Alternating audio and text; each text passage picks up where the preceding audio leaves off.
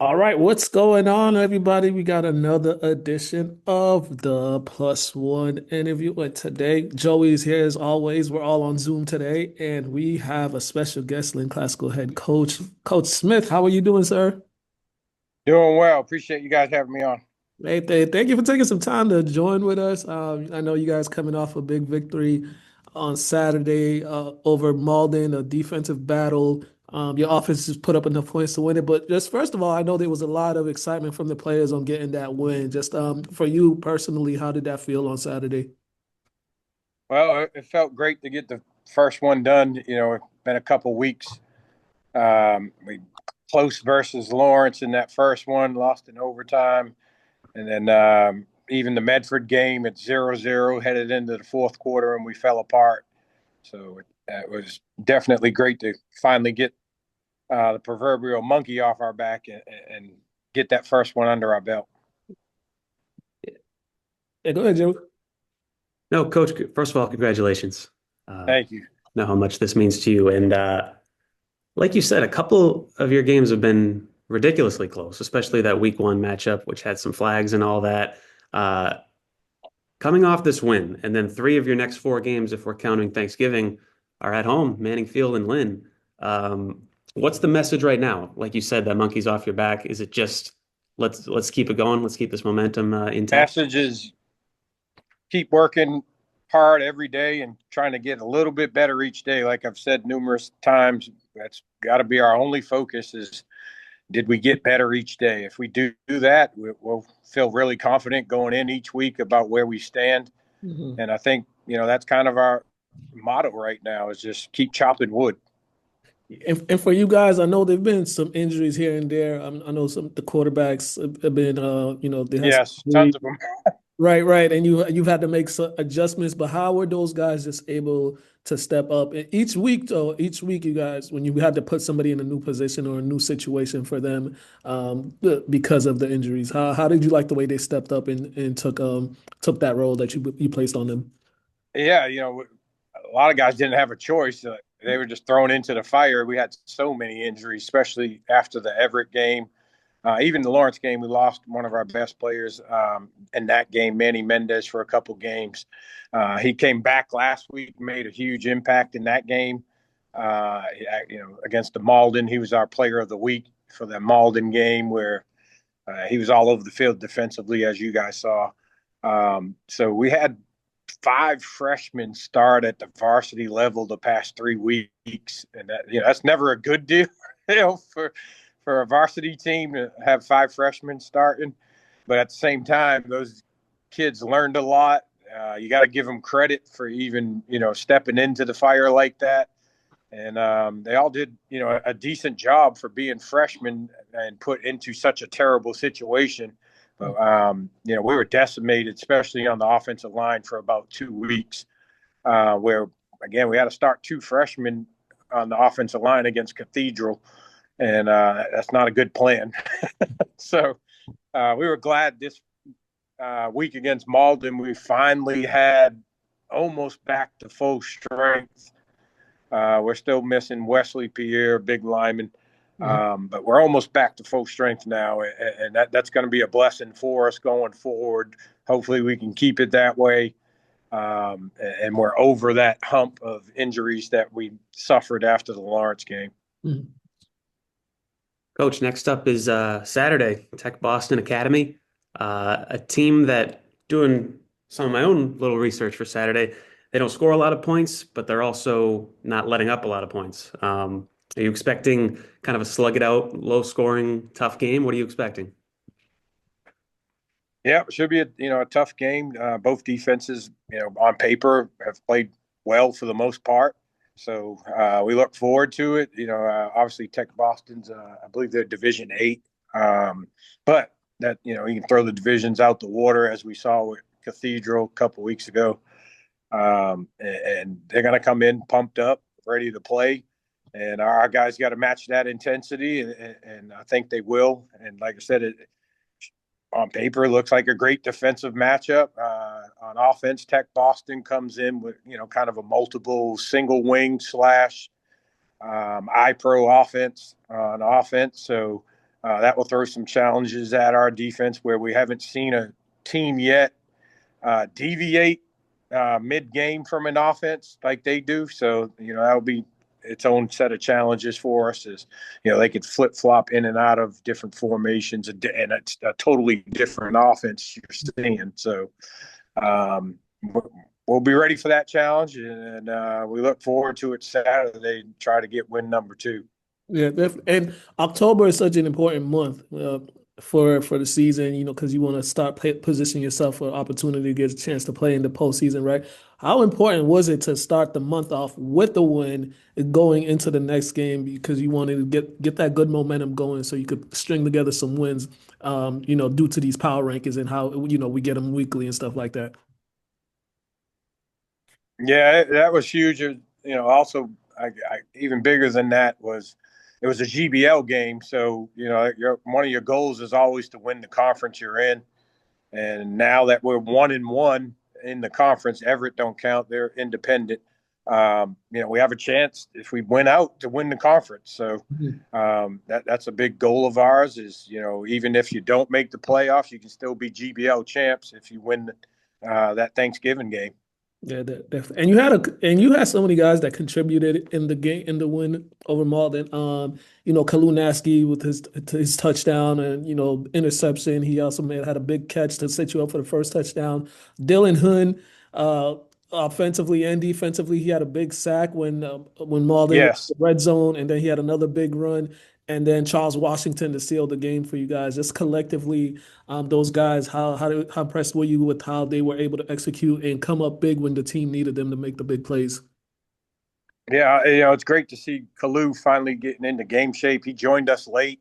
Didn't know if he was coming back to Classical or not, and we're glad he made that choice to come back to Classical. But he joined us late. His first playing time was Everett, and it's taken him a couple weeks to get into game shape. Even though, as you saw, he's still got a few ways to go. He had to come out a few too many times in that game where but made heck of a plays. Had 2 great catches, had 2 reverses that he did really well on, and then like you said, made a huge interception as well. So he made a huge impact in that game. And we look forward to bigger things from him as he gets more accustomed to what we're doing in the offense and on defense, and special teams for that matter. He still, I think, is going to make a huge impact on special teams when teams finally kick it to him. I think someone's going to try him, and they're going to mistakenly make a mistake on that because he can take it to the house at any time. His first chance against Everett, he almost did. So it's only a matter of time before he catches one team slipping and makes a big impact on special teams as well. But Kalu's, like I said, getting into game shape. And then Dylan Hoon has been that kind of sleeper cell, kind of slowly coming along all year. Every game has gotten better and better. And he's just a sophomore. So, again, looking for huge things from Dylan here on out. And he's a guy that can make an impact on both sides of the ball. And then Charles has been steady. Charles had some good rounds at the end of the Cathedral game and scored a touchdown versus Cathedral. And then, we put the ball in his hands to win this one, and he got it done. And that says a lot about Charles's character.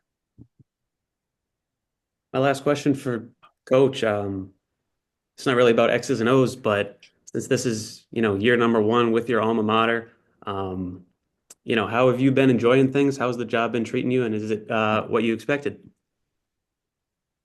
Yeah, that's what, I've enjoyed it tremendously. It's exactly what I expected. We're building the program up again. Not to say that Coach Vaughn didn't have a great program. He did. He had an amazing program. And just last year, kind of things went southwards with injuries, just like our first half of this year. Mhm. But, we're excited. We're excited that, we got 52 kids out playing football in the city of Lynn. So we're trying to build that number each and every day. And I know there was a lot of talk in the preseason before I got here that Classical would have to close down the football program and they wouldn't have enough kids to even make a team, and they'd have to co-op with English. And I think all that talk's gone away now. Like I said, we're up to 52 guys and growing each day, and guys are excited to play football again. So I look forward to it. I look forward to seeing what we can do here in the next couple of weeks to end the season well, and then in the off season to get better. All right, definitely. Well, Coach Smith, thank you for taking the time out your day. I know you guys got to prepare for Tech Boston. That game is 11 a.m. at Manning Field this Saturday for those who are interested in attending. I think that might be the only football game on Saturday at Manning Field. So if you got nothing to do Saturday morning, make sure you go check out the Rams and go support them. Coach, we appreciate you very much for taking your time. We appreciate you guys also. Thank you for covering us. All righty. Have a good one. Have a good one. Yep. Ladies and gentlemen, that was Coach Smith. Now, me and Joey gonna run down a couple games. Well, just two games in particular, because those were the only two games at Manning on over the weekend. Let's start with it. We'll talk St. Mary's last. Let's start with Lynn English and Revere. Bulldogs once again put up 43 points on offense. Shane Knowlton and Xavier Beauchamp were the catalyst in that, each going over 100 yards rushing. Shane with 3 rushing touchdowns and a passing touchdown. Xavier with 2 back-to-back wins for the Bulldogs, and they're on the road tomorrow against Malden for another chance to get a GBL win. So, big win for them just to start the month off of October. Yeah, I mean, I know Peabody and Revere don't have the best records right now. I'm sure both programs, would want another extra win or two right now. But when it comes to Lynn English winning those back-to-back games, you still have to execute. And, I know Xavier and Shane are a great 1-2 punch, one of the best in the city of Lynn.